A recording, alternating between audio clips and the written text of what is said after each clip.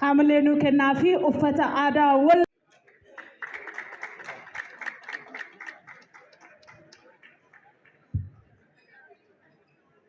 kabajamtu adde makiya hamleenu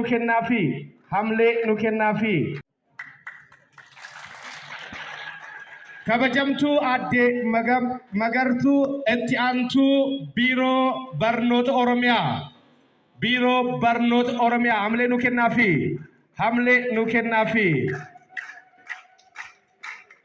hamleenu kennaafi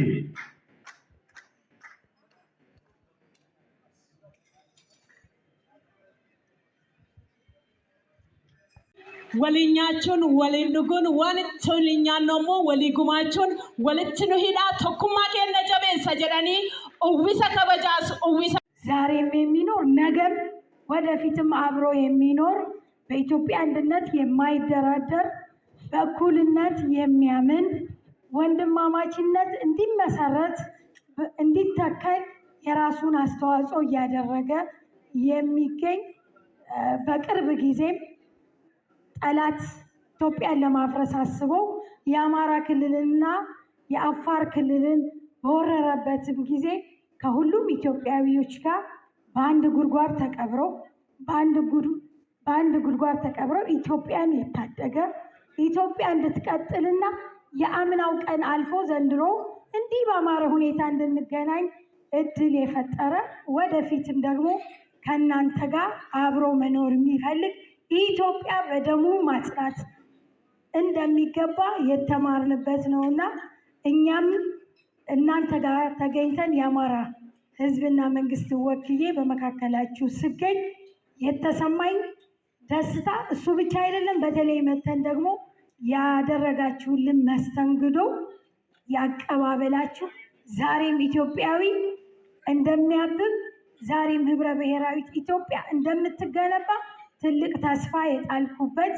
ይህንንም ነው የተማርኩበት። ትልልቅ ሰዎቹ ወጣቶቹ በአንድ ላይ ተሰላስለው ትልልቆቹ ለወጣቶቹ ትምህርት እየሰጡ ባህላቸውን እያስተማሩ ያለበት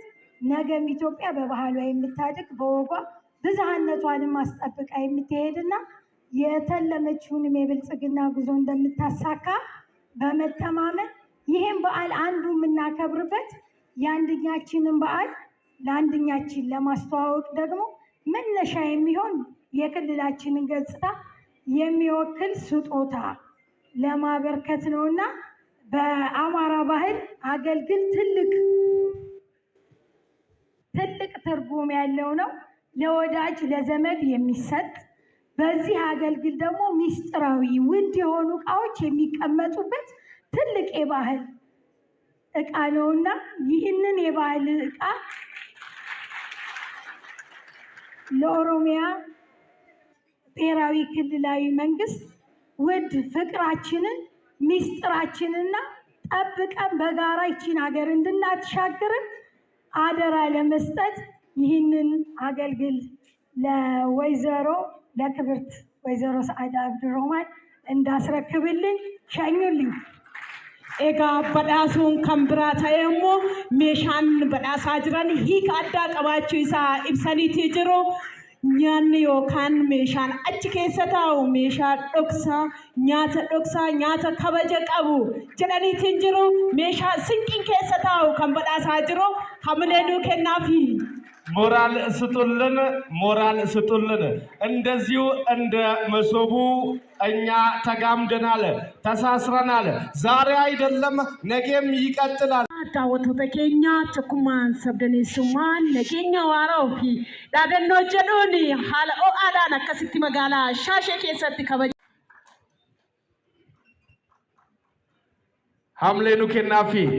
hamle nu kennaafi guyyaanis guyyaa addaatu waan ta'eef irra deddeebi'aa hamlee walii kennu gaarummaa hedduu qabdi keessummaa ulfinnatti laatuun ammoo jiraatu qabu warra hawwata turizimiitiin olfoofe warra yeroo kamiyyuu kallattii hundaan nagaa barbaadu warra nagaa isaa eegsifatu magaalaa Shaashamannee keessatti argamna magaalaa jaalalaa tanaa fi ulfinna qabna.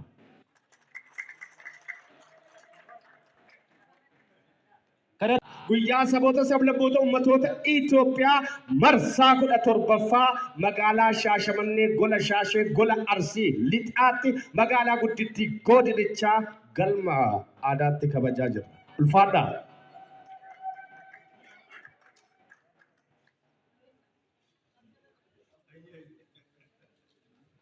qajeelchoo seeraatiin imaluu akka qaban tarsimoo mootummaan baaseef diriirse ummannis itti fayyadamuu akka danda'uu fi qaamni seera raawwachiisu akkamitti imaluu akka danda'u warra xiyyeeffatee itti hojjetuu fi warra afaan uummataa ta'anii uummataaf dubbatan waan taaneef haamilee nu kennaafi. ciccitee hafe gamanatti ciccitee hafe haqni namaa ni awwaalame jechuun ammaan booda hin jiru kan jedhani kabajamoo fi jaalatamoonni pirezidaantii mana murtii waliigalaa Oromiyaa badhaasa yookiin kennaa kana fudhataa jiru irratti kanaafi kabajamtuu aadde Saadaa Abdurrahmaan caffee mootummaa naannoo Oromiyaa afyaa'ii caffee mootummaa naannoo Oromiyaa sagantaa kana akka bareedu akka midhaagu badhaadhinni dhale badhaadhinnaa keessaa dhalatanii badhaadhina guddisuudhaan qabatanii gara ulfootti ol deemuudhaaf imalaa jiran haamilee nu kennaa fi nuuf jajjabeessaa. Haadholeen siinqee itti nu ililchaa. Bokkuu fudhatanii of kalaa jiraanii. Dhufuudhaan gaafa ayyaana akkanaa wal ga'anii haala kanaan bareechisanii nuti sammoo bareedaa isaaniin jennaa jedhu abbootiin gadaa. በመቀጠል ክቡር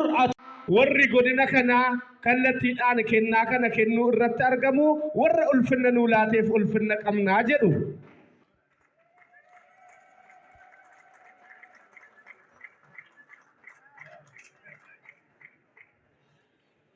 በመቀጠል haamilee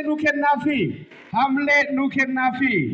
ከበጀሞ አዶ ፋልቱ ተስፋዬ አፍያኢ መነመሬ ናኖስ አማራ ከና ጀልቀባ ፍረቻ ጅሩ ሀምሌን እንጅሩ irra deebi'aatti hawwanni siinqee nuuf ililfadhaa nu abdatanii nu jedhanii naannoo Amaaraarraa imalanii dhufani እባካችሁን ሞቅ ያለ ሞራል ስጡልን ኦሮሞዎች አቃፊዎች ናቸው ኦሚሻ በበዳ አከቀመዲ ገርቡ በድና ሮብሽና የሰጡዩ ለፈይክተራ ቀምኑ ኩመድ በሰዲ ሸተሚቶ አከስ ወንደ ጉልንት kana keessa naannoo ilfata gammada guyyatu guyyaa addaati guyyatu guyyaa aadaati guyyatu guyyaa sabaati guyyatu guyyaa jabaati kanaaf ilfata